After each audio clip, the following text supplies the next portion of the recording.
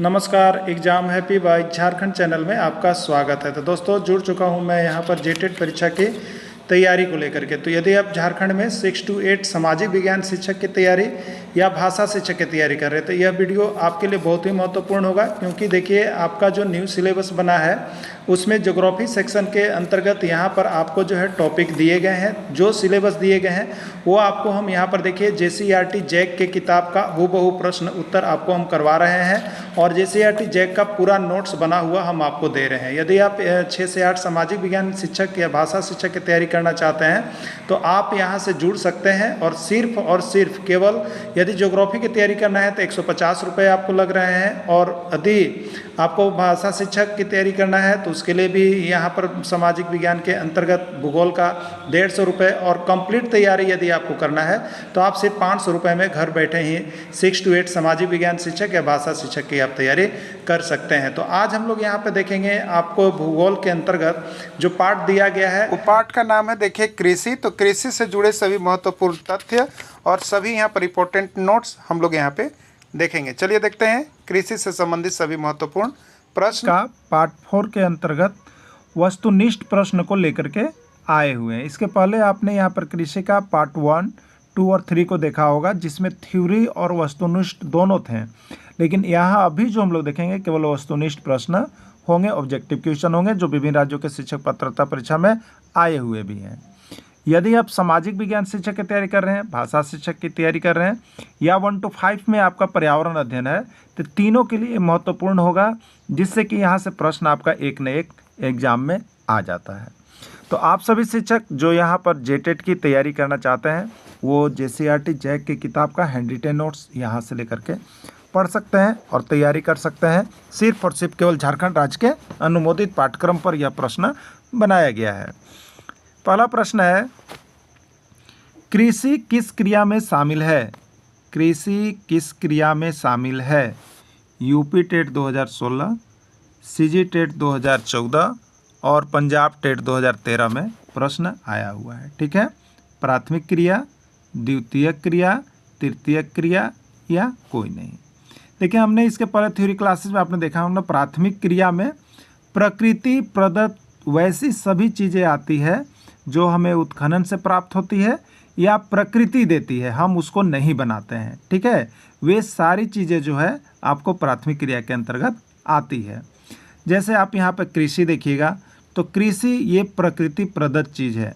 ठीक है, प्रकृति के द्वारा हमें ये प्राप्त होते हैं। जैसे धान की बात करेंगे तो प्रकृति प्रदत्त है, गेहूं की बात करेंगे प्रकृति प्रदत्त है, सेब का उत्पादन होगा ये प्रकृति से हमें मिलता है। तो जो चीज़ हमें प्रकृति से प्राप्त होती है वे सभी प्राकृतिक क्रिया में जाती है, तो प्राथमिक क्रिया इसका आंसर हो जाएगा। एल्युमिनियम किस प्रकार की क्रिया में शामिल है? एल्युमिनियम किस प्रकार की क्रिया में शामिल है? उत्तराखंड टेट 2014 में पूछा गया था। प्राथमिक क्रिया, द्वितीय क्रिया, तृतीय क्रिया या कोई नहीं। ठीक है, प्राथमिक क्रिया में हमें प्रकृति से जो मिलता है, प्रकृति के खनन से जो मिलता है वे सभी प्राथमिक क्रिया में होती है। तो एल्युमिनियम हमें प्रकृति से नहीं मिलता है, बल्कि एल्युमिनियम के लिए कच्चा पदार्थ, एल्युमिनियम के लिए कच्चा पदार्थ कौन होता है आपको पता होगा, बॉक्साइट होगा। कौन होगा?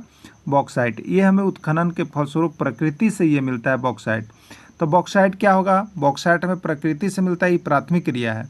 लेकिन बॉक्साइट को फैक्ट्री में ले जाकर के एक निश्चित तापक्रम पर गर्म करने पर एल्युमिनियम का निर्माण होता है। इसलिए एल्युमिनियम जो होगा ये देखिए प्राथमिक क्रिया को निकलने के बाद उससे अन्य कोई वस्तु यदि आप बनाते हैं जिसको सामान को बेच सकते हैं तो द्वितीय क्रिया में जाता है। ठीक है, इसलिए एल्युमिनियम जो है द्वितीय क्रिया है, क्योंकि बॉक्साइट से इसका निष्कर्षण होता है। बॉक्साइट पृथ्वी के अंदर से निकलता है, इसलिए बॉक्साइट जो है आपका प्राथमिक क्रिया है, लेकिन एल्युमिनियम द्वितीय क्रिया है। विज्ञापन किस प्रकार की क्रिया है? आपको बताना है कि विज्ञापन किस प्रकार की क्रिया में शामिल है। प्राथमिक क्रिया, द्वितीय क्रिया, तृतीय क्रिया या कोई नहीं। Haryana TET 2018, Chhattisgarh TET 2016, Punjab TET 2015 का पूछा गया प्रश्न है। ठीक है, विज्ञापन। तो देखिए प्राथमिक क्रिया और द्वितीय क्रिया से जो हमें प्राप्त होता है उसको सुविधा प्रदान करती है, उसको जो सुविधा प्रदान करने का काम करती है, बाज़ार में बेचवाने का काम करती है, आयात निर्यात में काम करवाती है, उसको जो है बाज़ार में ले जाकर के अधिक कीमतों पर बेचवाने काम करती है, वो तृतीय क्रिया में शामिल होता है। यानी प्राथमिक और द्वितीय क्रिया को उद्योग के रूप में परिणत करके पैसे कमाने का जो काम करता है वो तृतीय क्रिया होता है। तो वह साधन विज्ञापन है। तो विज्ञापन के माध्यम से आप अपने वस्तु को बेचवा सकते हैं। अच्छा एडवर्टाइजमेंट देखिए, सभी टीवी में, यूट्यूब पर, गूगल पर, सभी जगह आपको क्या करते हैं, एडवर्टाइजमेंट, विज्ञापन देते रहते हैं। विज्ञापन क्या करते हैं, तो प्राथमिक क्रिया और द्वितीय क्रिया क्षेत्र को आर्थिक सहयोग प्रदान करते हैं। अगर आप विज्ञापन नहीं दीजिएगा तो 10 सामान बेचा जाएगा, लेकिन विज्ञापन दीजिएगा तो वहाँ पर 1000 सामान बेचाने लगता है। तो ये विज्ञापन क्या करता है, तो प्राथमिक और द्वितीय क्षेत्र को आर्थिक सहायता प्रदान करता है। तो ये तृतीय क्रिया इसका राइट आंसर हो जाएगा। बैंक किस प्रकार की क्रिया में शामिल है, बैंक किस प्रकार की क्रिया में शामिल है, प्राथमिक क्रिया, द्वितीय क्रिया, तृतीय क्रिया, कोई नहीं। ये मध्य प्रदेश शिक्षक पात्रता परीक्षा 2014 में और छत्तीसगढ़ शिक्षक पात्रता परीक्षा 2019 में पूछा गया था। ठीक है, तो बैंक किस प्रकार की क्रिया आप बताइएगा। तो बैंक जो है हमें क्या करती है, तो प्राथमिक और द्वितीय क्षेत्र को सहायता प्रदान करती है। तो वैसी सभी संस्थाएं जो प्राथमिक और द्वितीय क्षेत्र को सहायता प्रदान करती है, आर्थिक सहयोग प्रदान करती है, वो तृतीय क्रिया में शामिल होता है। ठीक है, इसलिए बैंक हमें सहायता प्रदान करते हैं प्राथमिक और द्वितीय क्षेत्र को, तो ये तृतीय क्रिया में शामिल होगा। मछली का उत्पादन किस प्रकार की क्रिया में शामिल है, मछली का उत्पादन किस प्रकार की क्रिया में शामिल है, प्राथमिक क्रिया, द्वितीय क्रिया, तृतीय क्रिया, कोई नहीं। हरियाणा टेट 2019 का पूछा गया प्रश्न है। ठीक है, तो देखिए मछली का उत्पादन क्या होता है बताइए। मछली का उत्पादन, मछली हम लोग नहीं बनाए हैं, ये प्रकृति प्रदत्त चीज़ है। ठीक है, तो प्रकृति के द्वारा हमें मछली मिल रहा है, इसलिए यह प्राथमिक क्रिया में जाएगा। लेकिन कोई कहे कि मछली का तेल, तो मछली हमें प्रथम, मछली का उत्पादन मिला हमें किससे, प्राथमिक क्रिया से। लेकिन इस प्राथमिक क्रिया को यदि हम उद्योग के रूप में परिणत करते हैं तो द्वितीय क्रिया में जाता है। ठीक है, प्राथमिक क्रिया के जो कच्चे माल है, पदार्थ है, उससे कुछ नया चीज़ बनाया जाता है तो द्वितीय क्रिया में जाता है। तो मछली का तेल द्वितीय क्रिया में जाएगा, लेकिन केवल मछली का उत्पादन यदि आप कर रहे हैं तो प्राथमिक क्रिया में शामिल होगा। सब्जियों एवं फलों का उत्पादन, सब्जियों एवं फलों का उत्पादन किस प्रकार की क्रिया में शामिल है, उत्तर प्रदेश शिक्षक पात्रता परीक्षा 2018 का पूछा गया प्रश्न है। प्राथमिक क्रिया में शामिल है, द्वितीय क्रिया में शामिल है, तृतीय क्रिया में शामिल है, या कोई नहीं। ठीक है, तो देखिए जो हमें सब्जी या फल हमें मिलते हैं, सब्जी या फल बताइए आप उसमें क्या करते हैं, तो आप सिर्फ बीज डालते हैं, लेकिन ये उपजता कैसे है, तो ये बीज से। तो ये बीज क्या है, प्रकृति प्रदत्त चीज़ है। तो प्रकृति के द्वारा जो हमें सब्जियां, फलों इत्यादि जो मिलती है वो प्राथमिक क्रिया में शामिल होती है। तो राइट आंसर इसका ए होगा, प्राथमिक क्रिया हो जाएगा।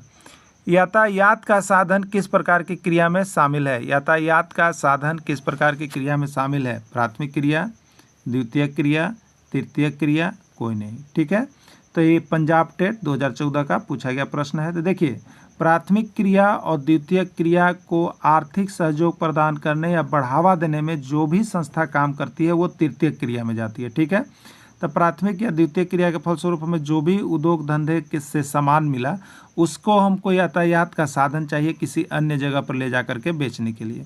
तो ये यातायात का साधन सहयोग करते हैं प्राथमिक और द्वितीय क्रिया को, इसलिए यह चला जाएगा तृतीय क्रिया में। ठीक है, किस में चला जाएगा, तृतीय क्रिया में। संचार सेवा किस प्रकार की क्रिया में शामिल है, हरियाणा टेट 2013 का प्रश्न है। संचार सेवा किस प्रकार की क्रिया में शामिल है, प्राथमिक क्रिया, द्वितीय क्रिया, तृतीय क्रिया, कोई नहीं। ठीक है, तो संचार जो आपको कम्युनिकेशन है वो क्या करता है, तो प्राथमिक और द्वितीय क्रिया के क्षेत्र को आर्थिक सहयोग प्रदान करता है, आगे बढ़ाने का काम करता है, इसलिए यह तृतीय क्रिया में जाएगा संचार सेवा, जितनी भी चीज़ें हैं। द्वितीय क्रिया में शामिल है, इसमें कौन द्वितीय क्रिया में शामिल है आपको बताना है। राजस्थान टेट 2014 का पूछा गया प्रश्न है। कृषि, सेव का सिरका, मछली का उत्पादन, कोई नहीं। ये कृषि क्या होता है बताइए, प्रकृति प्रदत्त होता है, प्रकृति से हमें कृषि की प्राप्ति होती है, इसलिए यह क्या है, प्राथमिक क्रिया है। सेव का सिरका, देखिए सेव हमें जो मिलता है वो पेड़ से मिलता है। ठीक है, और ये प्रकृति प्रदत्त होगा, तो सेव प्राथमिक क्रिया में जाएगा। लेकिन सेव के बाद अगर हम उसमें कुछ भी आधुनिक तकनीकी से मनुष्य अपने कृत्रिम तरीका से कुछ भी बनाता है तो द्वितीय क्रिया में जाता है। तो सेव है और सेव का सिरका बनाया गया, इसलिए ये सेव का सिरका द्वितीय क्रिया में जाएगा। मछली प्राकृतिक उत्पादन है, प्रकृति प्रदत्त है, इसलिए मछली जो है प्राथमिक क्रिया में जाएगा। राइट आंसर इसका बी हो जाएगा, सेव का सिरका। कृषि का संबंध किसके उत्पादन से है? कृषि का संबंध किसके उत्पादन से है? एग्रीकल्चर, सेरीकल्चर, पिसीकल्चर, कोई नहीं। मध्य प्रदेश शिक्षक पात्रता परीक्षा 2016 का पूछा गया प्रश्न है। ठीक है, तो कृषि से जुड़ा हुआ जो शब्द है वो है आपका देखिए एग्रीकल्चर, यानी एग्रीकल्चर का जो संबंध है वो आपका कृषि कार्य से है। मछली पालन का संबंध है, मछली पालन का संबंध किससे है आपको बताना है।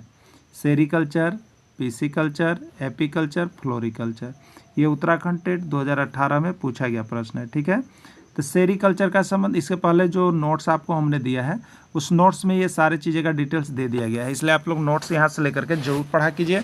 और यहाँ से हैंड रिटेन नोट्स तो आप परीक्षा में देखिए कभी भी जाएं, जब भी परीक्षा हो, और परीक्षा तो देखिए बहुत ही अब नज़दीक है, आपकी परीक्षा होगी ही होगी, बहुत जल्द इसका घोषणा होने जा रहा है, तो आप यहाँ से नोट्स लेकर के जरूर पढ़िएगा। ठीक है, चाहे जो भी लोग जुड़े हैं, बहुत ही आपके सस्ते रेटों में यहाँ पर दी जाती है और आपको केवल झारखंड राज्य के अनुमोदित पाठ्यक्रम का प्रश्न करवाया जाता है, जिससे कि आप यहाँ से 100% सफलता पा सकते हैं। ठीक है, तो सेरीकल्चर क्या है? रेशम उत्पादन से है। पिसीकल्चर क्या है? मत्स्य या मछली उत्पादन से है। एपीकल्चर क्या है? शहद या मधुमक्खी पालन से है। और फ्लोरिकल्चर का संबंध कैसे है? फ्लोरी मतलब फूलों के अध्ययन से है। ठीक है, तो मछली का उत्पादन मतलब पिसीकल्चर, राइट आंसर इसका होगा पिसीकल्चर। विटीकल्चर का संबंध है, विटीकल्चर का संबंध है बताना है आपको। ये पंजाब टेट 2019 में पूछा गया प्रश्न है, पंजाब राज्य के शिक्षक पात्रता परीक्षा का आया हुआ प्रश्न है। अंगूर का उत्पादन, फूलों का उत्पादन, शहद का उत्पादन, कोई नहीं। ठीक है, तो देखिए विटीकल्चर जो होता है वो द्राक्षा से जुड़ा हुआ है, द्राक्षा कृषि, द्राक्षा मतलब होता है, द्राक्षा मतलब अंगूर। ठीक है, अंगूर उत्पादन से है। फूलों का उत्पादन किससे जुड़ा हुआ है? तो फूल मतलब फ्लावर होता है, तो इसको हम लोग लेते हैं फ्लोरिकल्चर। क्या लेते हैं? फ्लोरिकल्चर। ठीक है, शहद मैंने क्या होता है? ऐप होता है। ठीक है, तो एपीकल्चर। ठीक है, एपीकल्चर से जुड़ा हुआ है। तो यहाँ विटीकल्चर था, विटीकल्चर मतलब अंगूर होता है, अंगूर उत्पादन से जुड़ा हुआ है, राइट आंसर ए होगा। रेशम का उत्पादन किससे जुड़ा हुआ है? आपको बताना है कि रेशम उत्पादन किससे जुड़ा हुआ है। उत्तराखंड टेट 2019 से आया हुआ प्रश्न है। एग्रीकल्चर, पिसीकल्चर, सेरीकल्चर या फ्लोरिकल्चर। ठीक है, तो रेशम का उत्पादन किससे जुड़ा आपको बताना है। तो एग्रीकल्चर मतलब कृषि कार्य से जुड़ा हुआ है। पिसीकल्चर मतलब मत्स्य उत्पादन से जुड़ा हुआ है। सेरीकल्चर मतलब रेशम उत्पादन से जुड़ा हुआ है। फ्लोरिकल्चर मतलब फूलों के अध्ययन से जुड़ा हुआ है। ठीक है, तो फ्लोरिकल्चर फूलों का अध्ययन होता है। फूलों का उत्पादन किससे जुड़ा हुआ है? देखिए प्रश्न को बदल दिया गया। ठीक है, प्रश्न को बदल दिया गया। ये राजस्थान टेट 2014 का प्रश्न था कि फूलों का उत्पादन किससे जुड़ा हुआ है? सेरीकल्चर से, फ्लोरिकल्चर से, विटीकल्चर से, कोई नहीं। ठीक है, तो सेरीकल्चर से क्या जुड़ा हुआ है बताइए? रेशम उत्पादन। फ्लोरिकल्चर से क्या जुड़ा हुआ है? फूलों का उत्पादन, जो आपसे पूछा है। तो देखिए फ्लोरिकल्चर याद रखिएगा, फ्लावर मतलब क्या होता है बताइए? फ्लावर मतलब फूल होता है ना, इसे को याद रखिएगा। फ्लो यहाँ हो जाएगा फलो, ए फेलो फ्लोरी, तो फ्लोरिकल्चर याद रखिएगा। फ्लोरिकल्चर मतलब फूलों का अध्ययन से जुड़ा हुआ है। ठीक है, चलिए अब देखिएगा शहद का उत्पादन किससे जुड़ा हुआ है? शहद का उत्पादन किससे जुड़ा हुआ है? पंजाब शिक्षक पात्रता परीक्षा 2018 का पूछा गया प्रश्न है कि शहद का उत्पादन किससे जुड़ा हुआ है। Viticulture, floriculture, apiculture, agriculture. ठीक है, तो विटीकल्चर क्या है? द्राक्षा सौ, अंगूर उत्पादन से। फ्लोरिकल्चर क्या है बताइएगा? फल, ये फ्लोरी, फ्लावर मतलब फूल, तो ये फूलों का अध्ययन से। एपीकल्चर किससे जुड़ा हुआ है? तो शहद या मधुमक्खी उत्पादन से। और एग्रीकल्चर किससे जुड़ा हुआ है?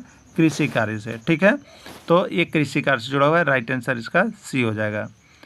स्थानांतरित कृषि के संबंध में सत्य है। स्थानांतरित कृषि के संबंध में क्या सत्य है आपको यहाँ पर बताना है। जो स्थानांतरित कृषि आपने इसके पहले नोट्स में देखा है। ठीक है, स्थानांतरित कृषि को झुमकी कृषि कहते हैं, बिल्कुल सही बात है। कर्तन एवं दहन कृषि कहते हैं, बिल्कुल सही है। बड़े पैमाने पर जंगल का सफाई करके वहाँ कृषि करते हैं और वो उर्वरा शक्ति जब समाप्त हो जाती है तो स्थान बदल देते हैं और वहाँ जाके दूसरी जगह खेती करते हैं, ये भी स्थानांतरित कृषि है। और लास्ट में डी सभी, तो सभी इसका राइट आंसर हो जाएगा, क्योंकि स्थानांतरित कृषि को दूसरे जगहों पर भारत के उत्तर पूर्वी भारत में इसको जो हम लोग झूम की कृषि कहते हैं। और इसी को कर्तन मतलब होता है काटना और दहन मतलब जलाना, यानी काट के और फिर उसको जला करके जो कृषि करते हैं वो भी यहाँ पर स्थानांतरित कृषि है। और यहाँ पर बड़े पैमाने पर एक स्थान पर जब उर्वरा शक्ति समाप्त होती है फिर दूसरे स्थान पर चल जाता है, स्थान बदल कर जो खेती करते हैं वो आपको स्थानांतरित कृषि के अंतर्गत आता है। ठीक है, किसके अंतर्गत आता है? स्थानांतरित कृषि के अंतर्गत आता है। ठीक है। झूम की खेती की जाती है, झूम की खेती की जाती है। ये उत्तर प्रदेश शिक्षक पात्रता परीक्षा 2016 का पूछा गया प्रश्न है कि झूम की खेती की जाती है मेघालय में, नागालैंड में, मिजोरम में। ठीक है, कहाँ पर झूम की खेती की जाती है? तो देखिए भारत के उत्तर पूर्व भारत में जो होता है, यहाँ पर जो राज्य हैं मेघालय है, नागालैंड है, मिजोरम है, इन सभी जगहों पर झूम की खेती की जाती है और ये यूपी टेट 2016 का पूछा गया प्रश्न है। स्थानांतरित कृषि को दीपा किस राज्य में कहा जाता है? तो देखिए कृषि का नाम एक, कृषि एक लेकिन उसके नाम अनेक होते हैं, उसको हम लोग स्थानांतरित कृषि का अनेक जगहों पर अनेक प्रकार का नाम है। ठीक है, तो स्थानांतरित कृषि को वहाँ पर स्थानांतरित कृषि नहीं, वहाँ पर दीपा कहते हैं। तो दीपा ये किस राज्य में कहा जाता है? उत्तर प्रदेश में, छत्तीसगढ़ में, आंध्र प्रदेश में, बुंदेलखंड में। ठीक है, तो ये जो है छत्तीसगढ़ में आप देखिएगा, तो इसी स्थानांतरित कृषि का नाम दीपा है और इसी स्थानांतरित कृषि को मेघालय, नागालैंड और मिजोरम में झूम की खेती कहते हैं। तो देखिए जगह जगह पर इसका नाम क्या होता जाएगा, चेंज होते जाता है। ठीक है, चेंज होते जाता है। मिश्रित कृषि के अंतर्गत आता है, मिश्रित कृषि किसे कहते हैं आपको बताना है। ये पंजाब टेट 2020 का पूछा गया प्रश्न है। धान की कृषि, धान और गेहूं की कृषि, कृषि के साथ पशु का पालन, कोई नहीं। ठीक है, तो मिश्रित कृषि के अंतर्गत जो होता है, देखिए आपको कृषि से संबंधित यहाँ पर फसल और उसके साथ पशु का पालन दोनों काम जो किया जाता है उसको मिश्रित कृषि में रखा जाता है। ठीक है, उसको मिश्रित कृषि में रखा जाता है। रोपण फसल के अंतर्गत है, रोपण फसल में आता है चाय, कहवा, काजू या सभी। ये छत्तीसगढ़ टेट 2017 का पूछा गया प्रश्न है। तो रोपण फसल में कौन शामिल होता है आपको बताना है। तो देखिए आपको जो थ्योरी क्लास बताया गया है उसमें रोपण फसल के लिए हमने एक ट्रिक दिया है। क्या दिया है? चौक कार के पास है। चौक कहाँ है? चौक कार के पास है। तो चाय हो गया, कहवा हो गया और का से काजू हो गया। तो चाय, कहवा, काजू यानी ये सभी, राइट आंसर सभी। ये कौन सा फसल में आता है? रोपण फसल में आता है। ठीक है, रोपण फसल के अंतर्गत आता है, रोपण फसल के अंतर्गत क्या चीज़ आता है आपको बताना है। केला, रबड़, कपास, सभी। मध्य प्रदेश शिक्षक पात्रता परीक्षा 2015 का पूछा गया प्रश्न है। तो अभी आपको बताया था हमने कि चौक चौक कार के पास है, चौक कार के पास है। तो चाय, कहवा और काजू, रबड़, केला और कपास। तो केला, रबड़ और कपास, ये राइट आंसर डी सभी होगा। ये सब रोपण फसल के अंतर्गत आते हैं। ठीक है, विश्व के सबसे महत्वपूर्ण खाद्य फसल है, खाद्य फसल विश्व का सबसे महत्वपूर्ण खाद्य फसल क्या है? ये राजस्थान शिक्षक पात्रता परीक्षा 2018 में पूछा गया था। चावल, गेहूं, मक्का या बाजरा। ठीक है, तो विश्व के सबसे महत्वपूर्ण खाद्य फसल में चावल का नाम आता है। चावल सबसे महत्वपूर्ण खाद्य फसल है। ऐसे खाद्य फसल में गेहूं, मक्का और बाजरा भी आता है, लेकिन सबसे महत्वपूर्ण खाद्य फसल में चावल के नाम का जिक्र आपको करना होगा। चावल किस प्रकार की फसल के अंतर्गत आता है? खरीफ फसल, रबी फसल, जायद फसल या सभी। ठीक है, तो देखिए चावल जो है आपको यहाँ पर ये जो खरीफ फसल के अंतर्गत आता है। जो फसल वर्षा के दिनों में की जाती है उसको हम लोग खरीफ फसल कहते हैं, और ठंडे दिनों में जो की जाती है उसको हम लोग रबी फसल कहते हैं, और जो गर्मी के दिनों में की जाती है उसको हम लोग जायद फसल कहते हैं। ठीक है, तो चावल किस प्रकार की फसल के अंतर्गत आएगा? तो ये वर्षा के दिनों में की जाने वाली कृषि है, इसलिए खरीफ फसल के अंतर्गत चला जाएगा। धान या चावल की खेती के लिए किस प्रकार की मिट्टी की आवश्यकता होती है? ठीक है, जलोढ़ मिट्टी, दोमट मिट्टी, काली मिट्टी या सभी। तो देखिए चावल की खेती के लिए जो है उपजाऊ जलोढ़ मृदा की आवश्यकता होती है, जिसमें नमी धारण करने की क्षमता बहुत अधिक होती है, इसमें पानी बहुत अधिक देर तक जमा रह सकता है। ठीक है, भारत में चावल का सबसे बड़ा उत्पादक राज्य है, भारत में चावल का सबसे बड़ा उत्पादक राज्य कौन है? छत्तीसगढ़, उत्तर प्रदेश, पश्चिम बंगाल या सभी। ठीक है, तो भारत में चावल का सबसे बड़ा उत्पादक जो राज्य है वो है देखिए आपका पश्चिम बंगाल। यहाँ इस तरह की अनुकूल जलवायु है और यहाँ एक वर्ष में 2 से 3 सीजन में भी चावल काटा जाता है। एक वर्ष में 2 से 3 सीजन में चावल काटा जाता है, चावल बार बार किया जाता है। चावल का सबसे बड़ा उत्पादक देश कौन है? चावल का सबसे बड़ा उत्पादक देश कौन है? चीन, संयुक्त राज्य अमेरिका, इंडोनेशिया या सभी। ठीक है, तो चावल का सबसे बड़ा जो उत्पादक देश है वो आपका चीन है। चीन में चावल का उत्पादन सबसे अधिक होता है। गेहूं किस प्रकार की फसल के अंतर्गत आता है आपको बताना है। ये उत्तर प्रदेश शिक्षक पात्रता परीक्षा 2014, MP TET 2024, CG TET 2016, Punjab TET 2018। ठीक है, खरीफ फसल, रबी फसल, जायद फसल या कोई नहीं। ठीक है, तो गेहूं देखिए कब किया जाता है, तो ये ठंडा के सीजन में किया जाता है। ठीक है, किसे, ठंडा के सीजन में किया जाता है। तो ठंडे के दिन में जो फसल की जाती है उस सभी को हम लोग रबी फसल के नाम से जानते हैं। ठीक है, क्या जानते हैं, रबी फसल के नाम से जानते हैं। तो गेहूं किस फसल में जाएगा, रबी फसल में चला जाएगा। प्रति हेक्टेयर गेहूं का उत्पादन सबसे अधिक किस राज्य में होता है, ये सीजी टेट 2013 और यूपी टेट 2012 का प्रश्न है।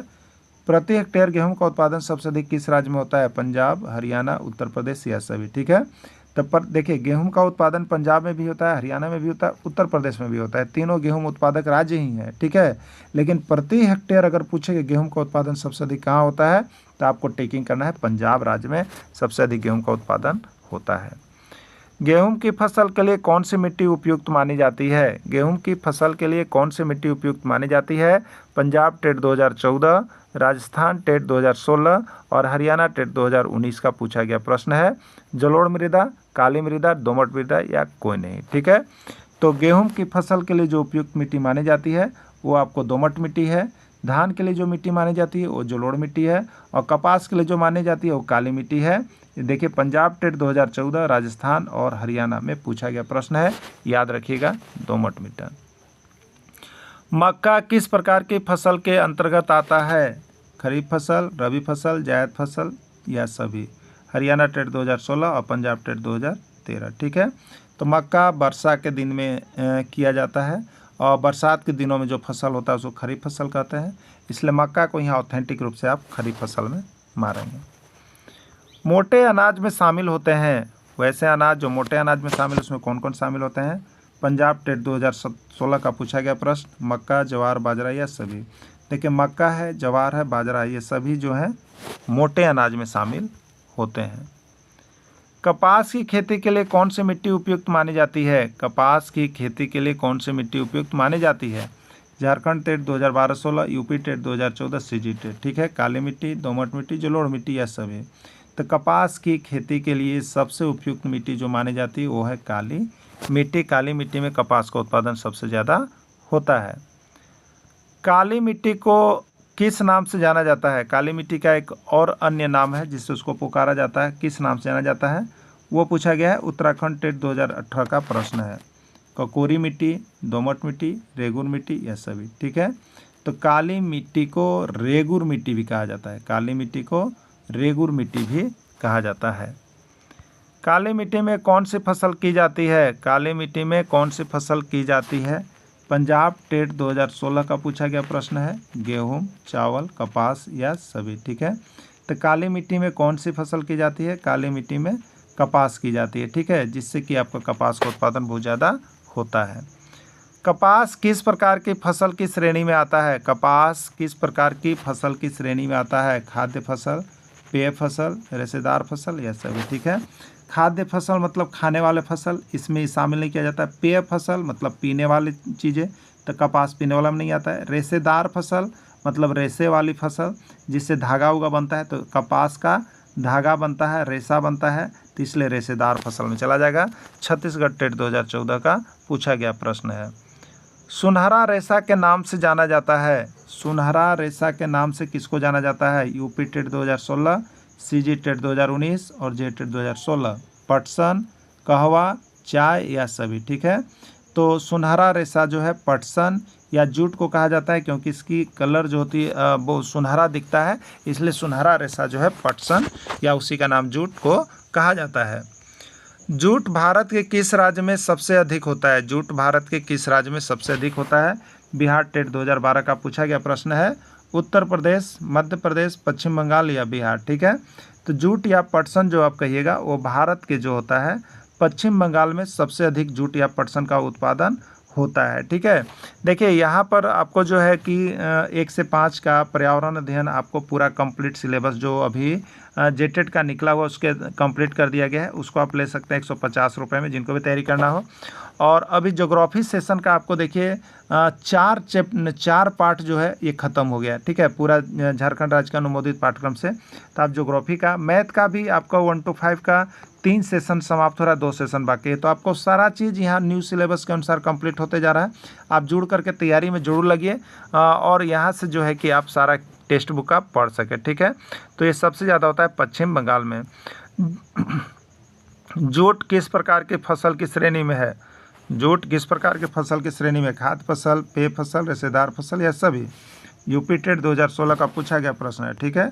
तो खाद्य फसल में खाने वाली फसल, पेय फसल में पीने वाली, और रेशेदार में रेशा वाला, धागा वाला। तो जूट का क्या बनता है? रेशा बनता है, धागा बनता है, इसलिए जूट जो है रेशेदार फसल में चला जाएगा। चाय किस प्रकार की फसल में है? चाय किस प्रकार की फसल में है? पेय फसल, रेशेदार फसल, खाद्य फसल है सभी। तो चाय हम लोग क्या करते हैं? पीते हैं, चाय पीते हैं, इसलिए इसको पेय फसल में डालिएगा। रेशा या धागा तैयार होता है, इसमें कौन चीज़ आ जाता है? तो कपास और जूट, ये रेशेदार। खाद्य फसल में खाने वाला चावल, गेहूँ, ज्वार, बाजरा, ये आता है, ठीक है। तो इसका राइट आंसर पेय फसल हो जाएगा। चाय का उत्पादन किस देश में सबसे अधिक होता है? आपको बताना है चाय का उत्पादन किस देश में सबसे अधिक होता है? चीन, पाकिस्तान, संयुक्त राज्य अमेरिका या कनाडा, ठीक है। तो चाय को सबसे अधिक उत्पादन अगर कोई करता है तो वो आपका चीन है, उसके बाद भारत का आएगा, ठीक है। भारत में चाय का सबसे अधिक उत्पादन कौन सा राज्य करता है? भारत में अगर चाय का उत्पादन दूसरे स्थान पर है तो भारत में चाय का उत्पादन सबसे अधिक कौन सा राज्य करता है? भारत का कौन सा राज्य? असम, उत्तर प्रदेश, कनाडा या सभी, ठीक है। तो भारत में असम जो राज्य है वो भारत का असम राज्य वो चाय का सबसे अधिक उत्पादन करता है, इसीलिए हम लोग कहते हैं असम की खुली चाय के नाम से भी जानते हैं। तो ये असम है, ठीक है, असम है। तो इस तरह से आपको ज्योग्राफी का यहाँ पर देखिए कृषि जो पार्ट आपको दिया गया है जेटेट का सिलेबस में, वो आज यहाँ पर कंप्लीट हो गया है, ठीक है। तो इसका 4 पार्ट में हम लोग देखा, पार्ट 1, पार्ट 2, पार्ट 3, पार्ट 4। और अगर आप और विस्तृत इसका अध्ययन करना चाहते हैं तो आप जा करके दे सकते हैं JCRT जैक की किताब का क्लास 8 का एक्सरसाइज 4 में आपको पूरा कृषि कंप्लीट किया हुआ है, ठीक है। आप वहाँ भी देख सकते हैं, नहीं तो यहाँ पूरा उसके बीच से हम लोग निचोड़ निकाल दिया है, यहाँ से प्रश्न आपको कृषि के अंतर्गत आएंगे। तो आप सभी JCRT जैक की किताब से पढ़ने और सारे नोट्स देखने के लिए बहुत ही सस्ते कीमत पर आप हमारे साथ यहाँ पर जुड़ करके तैयारी कर सकते हैं और 101% आपकी जो है यहाँ पर सफलता सुनिश्चित होगी। आप यहाँ से जेटेट अवश्य पास कर जाएंगे। जल्दी जुड़ें, धन्यवाद।